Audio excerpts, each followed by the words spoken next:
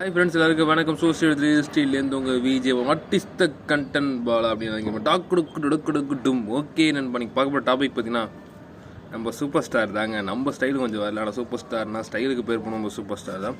அதை பற்றி சொல்லி ஆகணும். இனிஷியல் ஸ்டேஜில் பல எதிர்ப்புகள்லாம் தாண்டி இன்றைக்கி நம்ம சூப்பர் ஸ்டார் நெருப்பு போல் இருக்காது. அந்த அளவுக்கு அவர் ஃபேன் பேஸும் சரி, அவரை வந்து கிரிட்டிசைஸ் பண்ணவங்க எல்லோரும் இன்றைக்கி வந்து அவர் வந்து அண்ணாந்த பார்க்க வச்சிட்டார். அந்த அளவுக்கு அவர் வந்து ஸ்டார்டிங் ஸ்டேஜ்லேருந்து அவர் குறை சொல்லாதவங்க யாருமே கிடையாது.